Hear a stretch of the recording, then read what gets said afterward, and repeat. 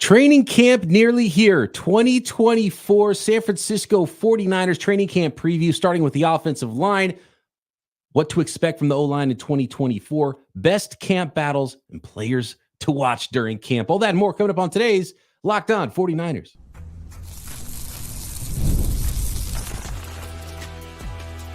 You are Locked On 49ers, your daily San Francisco 49ers podcast, part of the Locked On Podcast Network. Your team every day. Welcome to Locked On 49ers. Brian Peacock and Eric Crocker at BD Peacock at Crocky209. Thanks everybody for making us your first listen on the Locked On Podcast Network. Your team every day. We love our everydayers, and we really appreciate it when you hit that subscribe button. Say hi on YouTube, and of course you can subscribe anywhere you are listening to this podcast. Today's episode of Locked On 49ers brought to you by FanDuel. Make every moment more right now at FanDuel. We've got daily bonuses for all customers, not just new customers at FanDuel, all customers at FanDuel, daily bonuses all summer long. So make sure you go to FanDuel.com to get in on that action.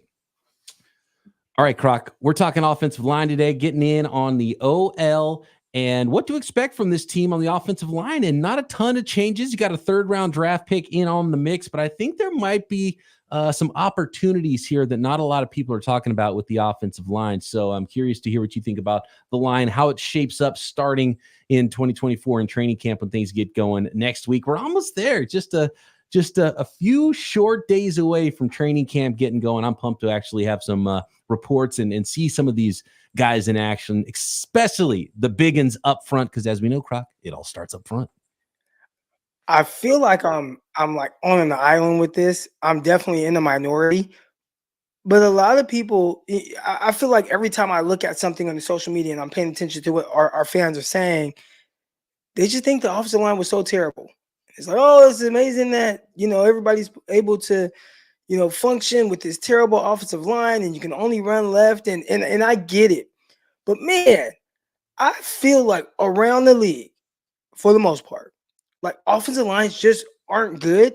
And I feel like the margin between a good offensive line, a serviceable offensive line, and a bad offensive line is so razor thin. Like it's really like a few plays different, as opposed to this offensive line that's just going to keep their quarterback untouched all game. I feel like it's something you have to figure out how to work around. We watched the Super Bowl between the 49ers, Kansas City Chiefs. We saw some key plays where the 49ers just messed up. And if you look at the Kansas City Chiefs offensive line in that game, they allowed more pressures. They allowed more quarterback hits. They allowed more sacks. And they just had to figure out a way to win regardless of that. And I feel like with the 49ers, again, those are two teams who probably look to upgrade want to upgrade their offensive line, but they were in the Super Bowl. How important is it to have just this excellent offensive line as opposed to what the 49ers had last season? I think there's multiple answers to this question. One is you want to have a good offensive line, but I think the important part is not having a disaster offensive line. And the 49ers offensive line isn't a disaster, even if it's not, let's say, top half of the league. And I do think it's either at best an average offensive line and probably slightly below average. And if you look at, different numbers, it all bears that out. Now the 49ers, and Kyle Shanahan clearly has identified offensive linemen that are as good or better run blockers than they are pass blockers. And he wants to run the ball first, wants to stay in front of the sticks, and he wants to get the ball out quick. He doesn't want to have a robust drop back game where his quarterback's back there and he needs guys to pass block for longer. That's just not how the 49ers offense operates. And maybe it'll start to creep a little bit further in that direction, pending Brandon Ayuk huge contract, pending, him putting more on Brock Purdy's shoulders to be that player and kind of skew towards the drop back passing game a little bit more than he has. But 49ers offensive line coach Chris Foerster laid it out during the draft. Remember when we were like, okay, you're going to pass on some tackles and all right. And he was asked about that very question, first, second round, didn't draft any offensive linemen and specifically no offensive tackles. And he's like, yeah, I would draft the guys to get the ball in their hands too. And it's up to me. It's up to us to coach them up and get some tough, smart guys in there. And you can help those guys. And you have a guy like Trent Williams on one side that you don't have to help, allows you to help out the other side. And my guy, Matt Williamson, by the way, make sure you tune in. Peacock and Williamson NFL show, breaking down the entire league every day right here on the Locked On Podcast Network. Williamson talks about the 49ers offensive line, and he compared it to the Miami line. And being that Mike McDaniel obviously came from the 49ers, and the way they've built their offensive line similar to the 49ers. You get a kind of a star, your best players at left tackle. You leave him on an island. You don't have to help him as much, but you can run behind him when you need to. And then you help out on the other side as needed.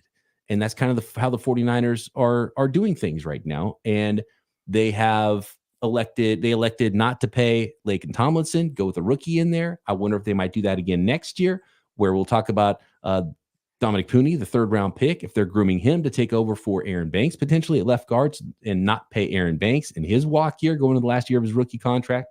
And so that said, you don't need to have 5 superstars on your offensive line. The way I look at the line is it's one unit.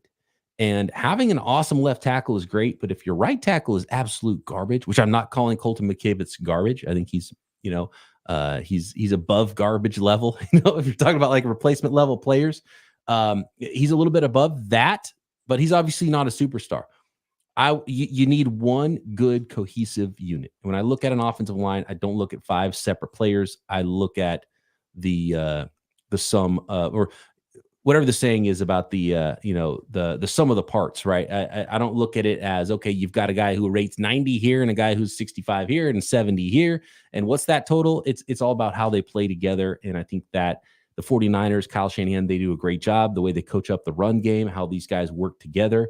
And I think in small part, potentially big part, they might have lost the Super Bowl because of some things that happened on the offensive line, but it wasn't them getting beat one-on-one. It was them kind of mentally screwing up the assignments.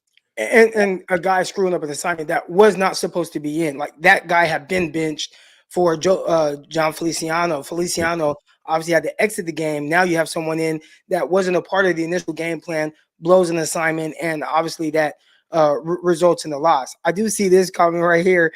You can't have 2 Zane Beatles. Crazy thing with Zane Beatles, late in the year 2017, I believe it was, Trent Brown was hurt, didn't play a lot. Zane Beatles had to start at right tackle. And during that stretch, the 49ers did not lose a game. So I do understand the importance of not having a Zane Beatles. We have 49ers throwback in the chat here. He says, so tell me, Brian, he's asking Brian, I'm going to answer it though. Says, when will Kyle realize that he needs offensive line?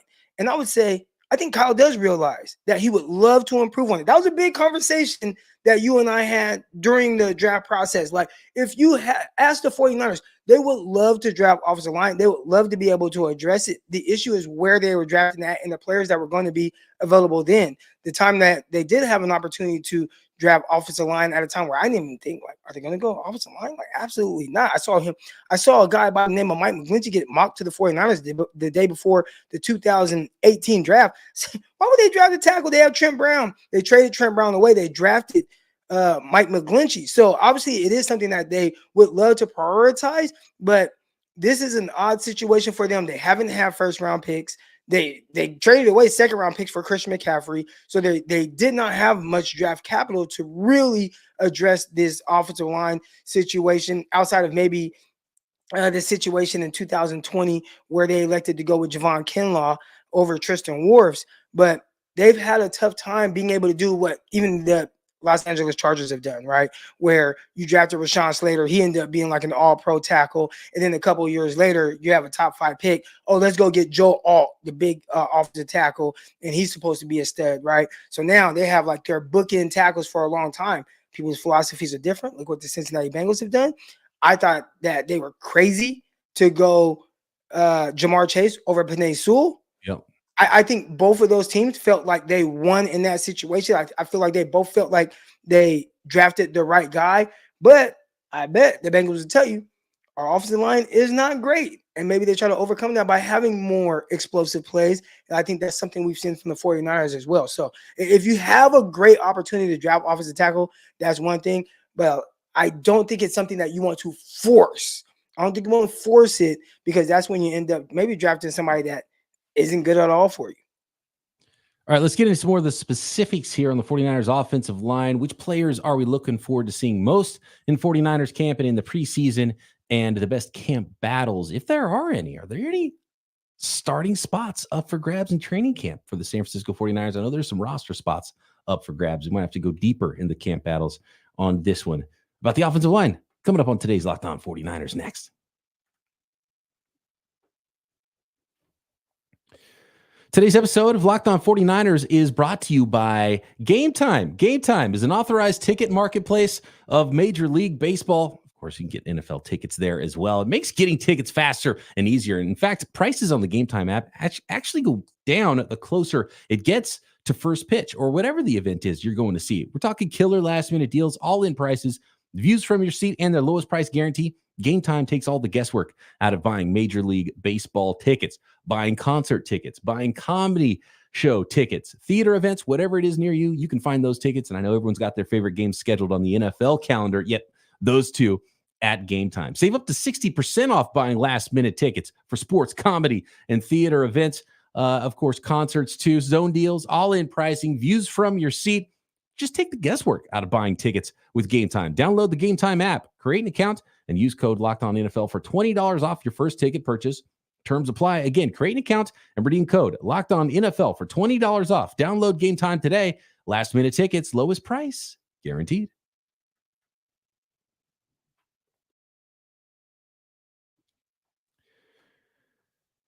So here are the names, Croc. Let's go through this. And I wonder if, and look, it's good for, I would say in most cases, on paper at least, if you have a starting five on an offensive line and you come back the next year and you have the same starting five, that's pretty darn good for your football team. And that cohesive unit we talked about before as five offensive linemen playing as one.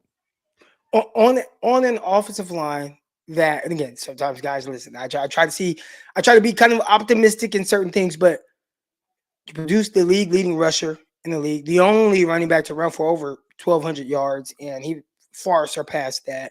You also had the most efficient quarterback in the league, and essentially the most efficient offense, putting up 30 plus points a game. So you are returning an offensive line that was very productive in the sense of how efficient the offense ran.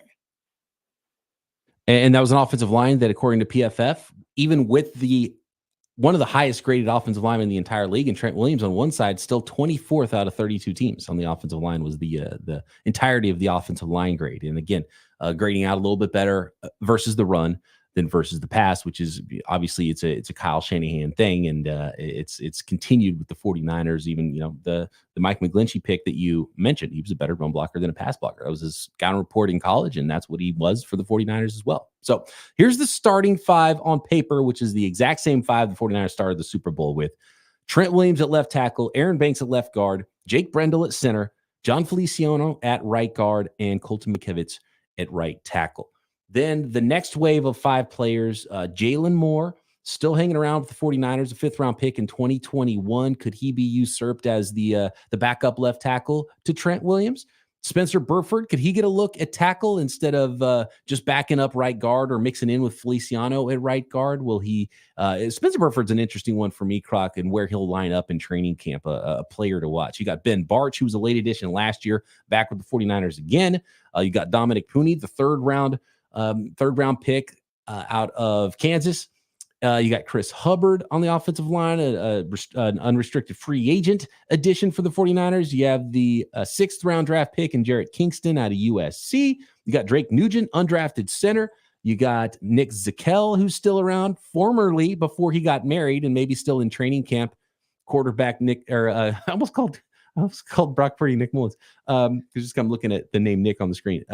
Brock Purdy's former and maybe continued roommate at times. We got Brandon Parker, free agent from the Raiders at tackle as well. Bryson Mays, I don't know a lot about him. He was an undrafted pickup for the 49ers, and I believe that is it. So that is the 49ers group of offensive linemen coming into training camp. There might be some late additions into camp as they get their numbers exactly how they want them with 90 players starting camp. But those are the names, Croc. So Real quick, do we make anything of? And I know this is not an official depth chart.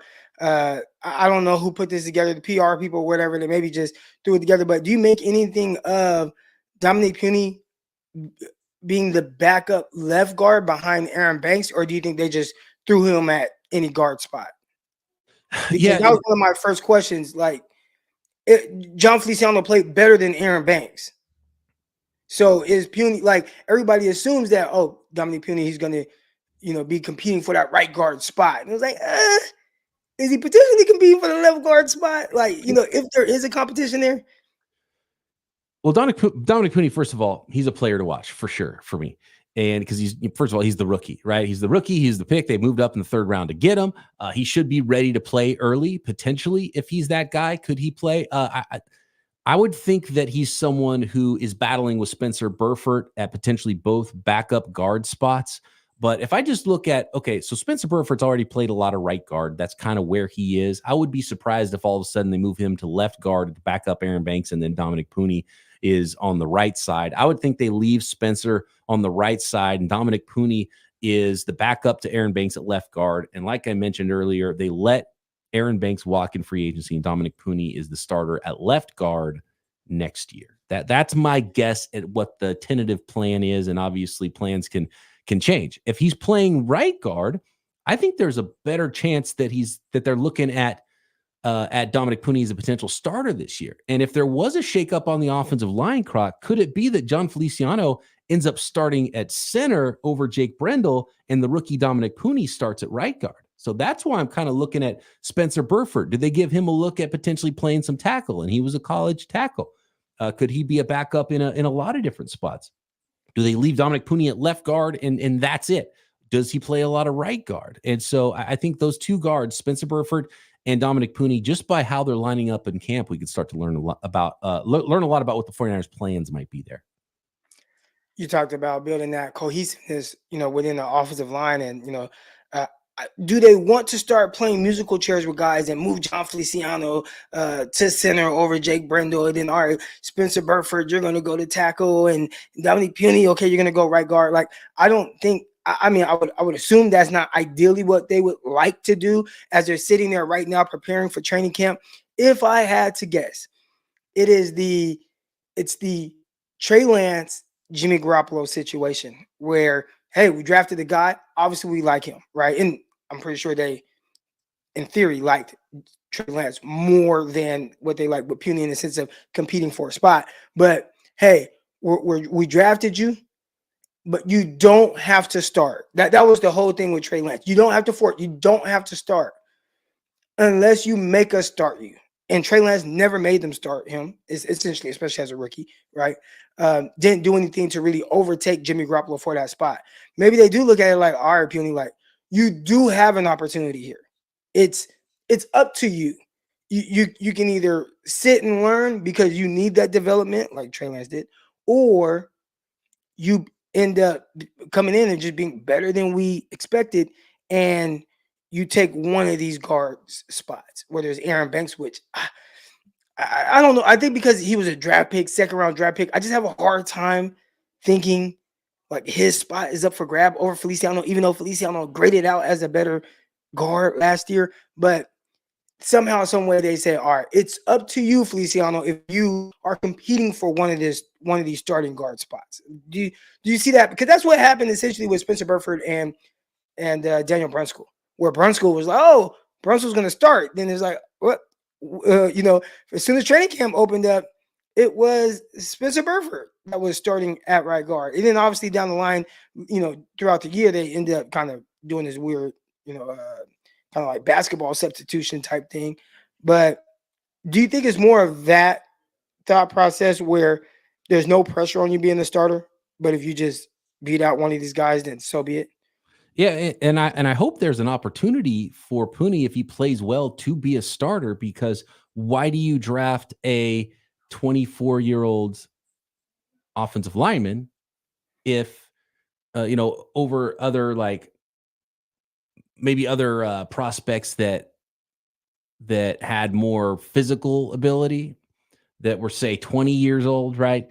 that you could project to be a starting offensive tackle, but maybe weren't as far along in their development as a guy who's played, 6 years of college football, like Dominic Pooney. Like, why are you drafting 24-year-olds if you don't expect them to potentially be playing early in their careers? If it's not playing until year 2 or 3, then why not draft the 20-year-old guy that might be a better player when it's all said and done?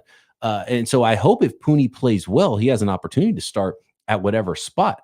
And Native Land 11 says, in a perfect world, Pooney plays right tackle. I really think the 49ers like Colton McKivitz more than like pretty much everybody else in the world, right? Whether it's the PFF or 49ers fans, we've been trying to replace Colton McKivitz all off season long. We've been mocking offensive tackles to the 49ers in every mock draft. It was the first round, second round. Niners waited till the third round, and they drafted a guy who they said is going to play inside at guard. So I don't think Pooney's going to play tackle at all. I think it would be probably a disastrous situation where we saw Dominic Pooney playing regular season NFL games at tackle.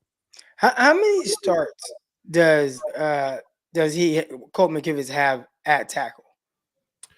A lot. Well, remember early in his career, it was kind of like the Pooney thing where they're like, we're going to try him at guard. And he was bad at guard, and he actually got cut at one point, then came back and then started playing tackle and then started playing better. So I don't know if it was just that part of his development or he was just that much better of a tackle than a guard, because usually it's the other way around where guys can't hang at tackle and end up being better guards. He did the opposite, where he was a college tackle. They tried at guard and then failed into coming back and eventually getting a shot and playing tackle and then winning a job there.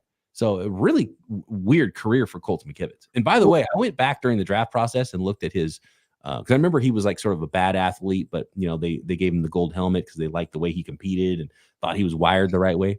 He had an awful pre-draft workout. Like, it was bad. He was a bad athlete. He's like, this guy, oh my God. And that's why they started him at guards. Like, I don't think he's athletic enough to play tackle. And guess what? He's a tackle. And look, he's not an amazing tackle, but he's not a swinging gate necessarily either, even though he's gotten beat probably more times than I would want at offensive tackle. We'll see. There should be opportunities for guys to win jobs, but there's not a lot of players that you can look at and say, this guy can come in and win a job. We've already seen what they think of Spencer Burford. And then now Pooney is like the only guy, a rookie 24-year-old third rounder. Can he come in and win a job? I think it'd probably be a little surprising, but if he plays well, I hope he does win one of the other 4 jobs next to Trent Williams, whichever spot it is. Well, my thing with McKivitz is, and why I asked how many starts, and shout out to Terradome in the chat right now. Terradome says McKivitz 22 starts. All right, so is there a scenario, and I don't know how many of those, like maybe some of those starts were at guard, but is there a scenario where he improves, right? Like most players from year to year, you kind of give them this grace period of potentially getting a little bit better. And maybe it's because he didn't test very well. He was bad. He was started off at guard, and he moved to tackle. He's had this different kind of learning curve, but do you think there's a scenario where McKivitz improves on his first year as a starter? Because most people are just thinking like, no, just throw him away. But most guys that play a position, you get more room for error than just a season in which you started and your team, did well. And like you said, wasn't a swing gate. Again, I'm trying to be optimistic here. Is there an area where he potentially improves at tackle? Or is it like, nope, he's hit his ceiling? I think we know, like, at this point in his career, 4 or 5 years in the league, he's had more than a full season of starts. I think we know who Colton McKivitz is. I'd be trying hard to find someone who could compete with him. The Niners, I don't think, did. So I think they expect him to be the starter, and that's it. So we'll see if Dominic Pooney has that opportunity. I'm guessing Pooney's at left guard, but certainly a player to watch for me, Dominic Pooney in camp. Let's finish it up. Offensive line, players to watch, camp battles in 2024 when camp gets going next week. This episode of Locked On 49ers is sponsored by BetterHelp Online Therapy. And when it comes to therapy, comparison is the thief of joy, as somebody famously said. I wish I knew who said that quote, but it's really easy to envy other people's lives. And it might look like other folks, especially in this day and age of social media, it might look like other people are just living, right? They've got it all together on their social media platforms. But in reality, they probably don't. And therapy can help you focus on what you want instead of what others have, So you can start living your best life. It is so important. And sometimes it's just so important to check in with that objective voice, someone who doesn't have a dog in the fight, that wants to help you reach your goals, that is unbiased, and you can make sure that you're hitting those weekly goals every time you check in. And if you're thinking of starting therapy, give BetterHelp a try. Entirely online. It's designed to be convenient, flexible, and suited to your schedule. You just fill out a brief questionnaire, you get matched to a licensed therapist, and then you're off and switch therapists at any time if you want to, at no additional charge. So stop comparing and start focusing with BetterHelp. Visit BetterHelp.com/lockedon today. Get 10% off your first month. That's BetterHelp, HELP.com/lockedon.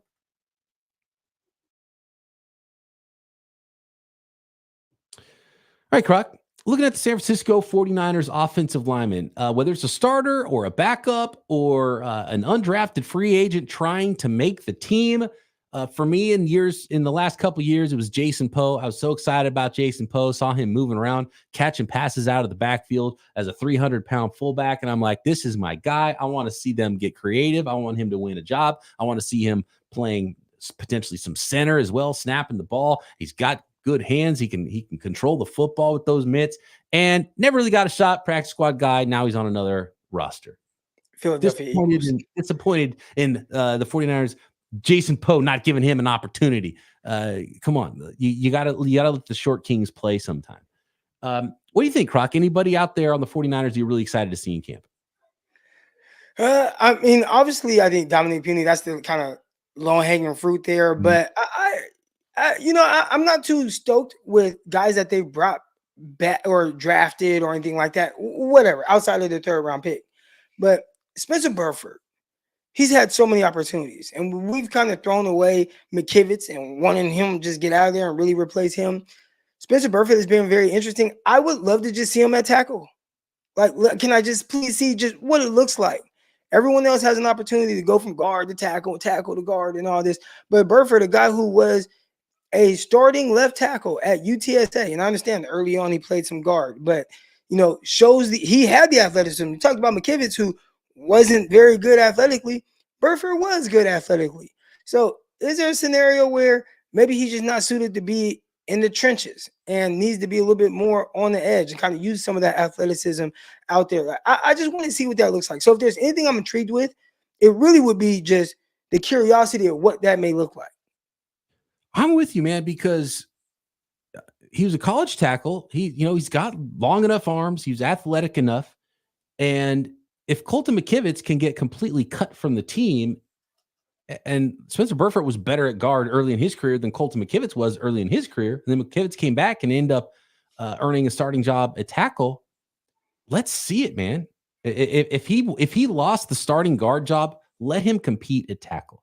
And if I'm Spencer Burford, and I hope he's got that fire in him, and maybe he doesn't, I don't know. But if I'm Spencer Burford, I'm kicking down Kyle Shanahan's door, Chris Foerster's door, and I'm like, dude, let me compete. Let me compete at tackle. I would love to see it. I would absolutely love to see it. And if he's just back up, look. So here's the thing.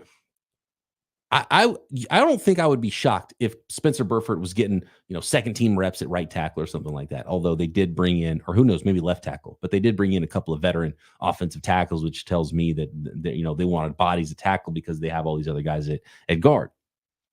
But Spencer Burford's got such a wild possibility of outcomes after camp. Could he, Croc, even go the other direction and not make the team at all? Like, is Spencer Burford fighting for a roster spot, period? I think that definitely could be the case. I mean, if they don't know what to do with him, especially at this point, they've given him opportunities and it just hasn't quite worked out. It's like, dude, this is on you. And now you really do have to compete because we have other guys. And, I know we haven't talked about a lot of these, other rookies, but like Jared Kingston, right? Man, can I say, Croc, real quick? I put on the Jared Kingston tape when we were doing those post-draft breakdowns. I liked what I saw. Dude's strong. He's athletic enough. We're talking about an interior offensive lineman. He's got short arms and everything. But I'm definitely not saying that this guy is going to go straight to the practice squad or anything like that, even though he was a 6th rounder and there's a lot of bodies on the offensive line. I've got some hope for Jared Kingston.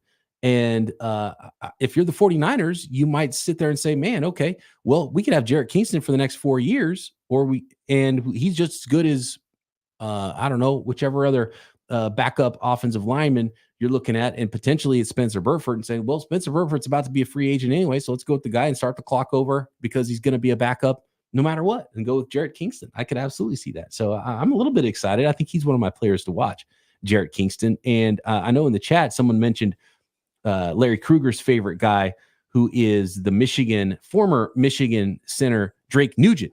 And I will say about Larry Kruger, which is why I love talking to him about late round draft picks, because there's nobody that loves an undrafted free agent player more than Larry Kruger. So, well, you know why?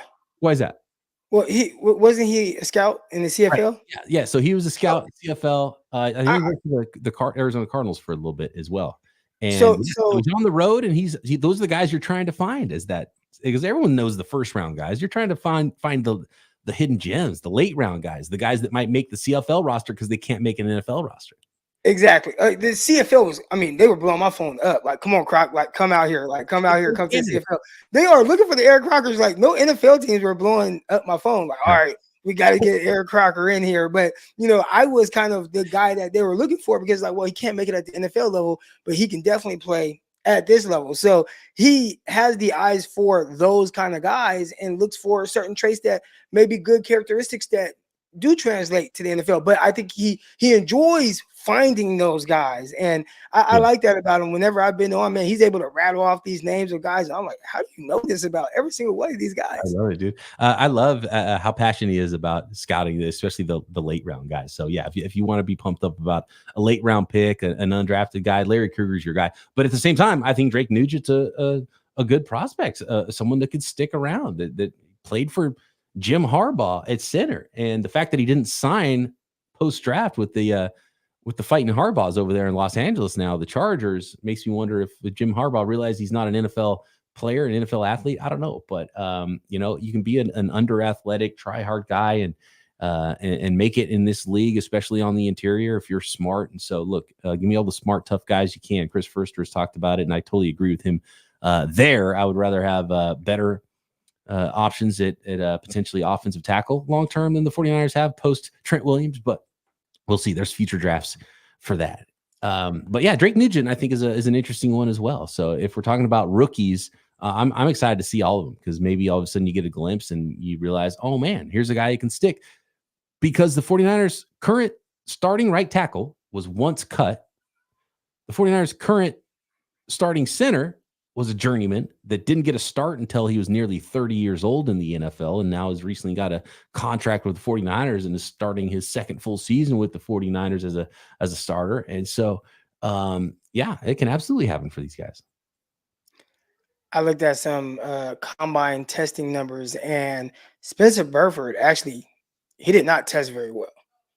So I don't know if maybe the lack of athleticism there. You see this guy doing backflips and stuff. You'd assume that, or splits, whatever he did during that process, you would assume that that's somebody that shows us like the necessary athleticism. But when you look at his score, not a really good score, as opposed to Jarrett Kingston. And here's the difference between the two guys. And very interesting. And this is why some guys are drafted later than others and whatnot. But Spencer Burford, they're about the same height, 6'4", 304 for Spencer Burford. All right, 6'4", 306 for Kingston. But Kingston, shorter arms, like much shorter arms than Spencer Burford. Burford's issue is he didn't test very well athletically. And then the things he needed to be a good player in the trenches, he needed to get stronger. He didn't move guys. They're saying all these different things about him. And then you look at the testing, didn't test very well. So that's something that would make a guy drop. 49ers tried to see, like, hey, can we figure something out here? Hasn't quite worked. But I wonder if they look at Kingston's testing and kind of where he played well. And they're like, you know what, maybe he can do some of the things that we need him to do and be a little bit more consistent with it than whatever we got out of Spencer Burford. That made me curious to look up the workout numbers pre-draft for Colton McKivitz. So you tell me, because I didn't look up the Burford ones recently. I'm pretty sure Spencer Burford had 34-inch arms, which Colton McKivitz 34 and 3/4, so almost 35 inch arms. Yeah, he had long arms, which is like, okay, maybe he's a guy that can stick a tackle. Here was Colton McKivitz. He had so he's 6'6", 306 was Colton McKivitz, tall but shorter arms, 33 and 3/4, 5.35 40-yard dash, 26-inch vertical, 7.87 3-cone, a 5 flat in the short shuttle, and then 20 bench press reps. So he was tall, but everything else was pretty much below 50th percentile, especially for an offensive tackle. And he was not only slow, but he only had 14 or 20 bench press reps, which was 14th percentile for an offensive lineman. So he's just bad basically across the board, and he's a starting offensive tackle in the NFL right now. Well, here's the thing. Wasn't he drafted like 4th round? Fifth round. 5th round? I mean, he had a good agent. He's one of those 5th round hits for the 49ers, man. But you know what? He's a tough guy. I guess he is a hit. If you start 22 games in the NFL, oh, no doubt, and you're drafted in the 5th round, like that's, even and not 100% out of just like pure necessity. That's a good pick. Most people would consider that a positive. Croc, which city was hitting your phone up the hardest in Canada, and how did you not go to the CFL? So BC Lions. So what happened was, I was in the Arena League, all right, playing in San Antonio, and then I fired an agent, I hired a new agent, and the agent said, "Hey, BC Lions." So one thing they do in the CFL, they have this thing where they add you to this list, and then it's like they claim you. It's kind of weird, but they like own the rights to you. So BC Lions kind of own the rights to see if they like me. So they're like, "Hey, Croc, we'll fly you into any workout that you want to go to. Pick a date and a place for a workout, and we'll fly you into the workout. We'll get you worked out, right?" So there's BC Lions. And I'm like, "Oh man, cool. All right, let's do it." And then out of nowhere, the NFL team just started blowing up my agent. I mean, like when I say out of nowhere, like out of nowhere, it had to be 10 calls within a few hours span from NFL teams. So I had all these NFL workouts lined up. So first it was the New Orleans Saints. They flew me in during the 49ers Super Bowl against the Baltimore Ravens. So like I ate in the lunchroom where the 49ers were getting ready for the Super Bowl and stuff like that. I ate with them. All right, but the Saints didn't sign me because I ran too slow over 40 time. Then the Philadelphia Eagles flew me in. All right, they flew me in. They were like, "Oh, you're too out of shape." And then the Jets flew me in. I was much more prepared for that. They ended up signing me. But as they were signing me, all the CFL teams were like, "Hey, if they let you go, you're coming with us. Like, you're coming with us." So when they finally did let me go, the CFL blowing my phone up. BC Lions. There was another team that was interested, but they couldn't touch me. And I did not go because there was this thing where once you sign that CFL contract, you're kind of like locked in for like 2 years unless a team like buys you out, or it's some kind of weird thing, which my guy Eric Rodgers ended up doing for the 49ers. He did like 1 year and was done. But or they counted him for 2 years because he went late the first year, then played the next year. Then the 49ers, it was a bunch of teams that offered him contracts. He's the one that, like he tore his ACL right away or something. Yeah, and I was excited for my dog. I played with him in Portland. But yeah, man, all the CFL teams, they're ready, man. They were offering me contracts. I went arena route to see if I can get back to the NFL. I couldn't. But then the San Jose SaberCats paid me as if I was in the CFL. So I ended up just staying, and I was close to home, being able to, my kids were able to go to the games and stuff. Yeah. This is an interesting one from Terradome, and it's probably a good point. NFL scouts are monitoring the Canadian football lists, and I bet they are. I mean, scouts are trying to find, first of all, quick and easy ways, and I know that scouts talk to each other, and there's, the best way to identify a player that might have fallen through the cracks is, let's say you're writing up prospects and you're an NFL scout, and all of a sudden you see some names of prospects that are from your area that are getting workouts by other teams. Then you're like, "Oh, well, hold on a second. I better go watch this guy on tape because this guy better not get drafted in the 5th round. And I don't have a report on him, and he's in my area." And Daniel Jeremiah talked about this one time on his podcast a long time ago when he was an area scout for, I think it was for the Ravens at the time. And he would trade scouting reports with his buddies, because right at the very end of the process, when they're filing all their final reports, and there's those late information, and guys getting workouts, and there's be a player from his area that he's supposed to be scouting that he didn't have a report on. And he would see his name start to get really popular all of a sudden. And he would call one of his scouting buddies and he'd be like, "Hey, quick, what's going on with this guy? I don't have a report on him." And his scouting buddy would be like, "Oh, okay, he's this and this. He got this, watch this game," or something. He'd go watch a quick game and go make sure you had a report, because you get in big trouble if someone out of your area gets drafted and you didn't have a report on him. So I bet all those lists are absolutely being monitored. And so NFL teams see guy Eric Crocker and they're like, "Oh, wait a second, 6'2" corner. Let me go check in on who this guy is." Then they put on the Croc tape, and of course that's just fire, right? And they're like, "Okay, we got to bring this guy in for a workout. I hope he doesn't run 4.7." And then Croc shows up and runs a 4.7. Yeah, that's what I ran for the not knowing. It was funny too, because the guy said, "Look, we'll bring you into rookie minicamp as long as you ball. We'll sign you to a contract," right? Like that was the Saints. And he looked at me and said, "You don't know how to run a 40, huh?" I said, "I have absolutely no idea." Nope. Pop straight up, running as hard as I could. But I went home. This is how crazy the 40-yard dash is. I flew home to California, worked with my guy Sonny. Shout out to Sonny, track coach over at Edison High School, where I coach high school football. But I got with Sonny for 3 days, 3 total hours, 1 hour each of those days. All he did was work with me on my start. That was it. And he got me to go from a 4.71 to a 4.53 in three workouts.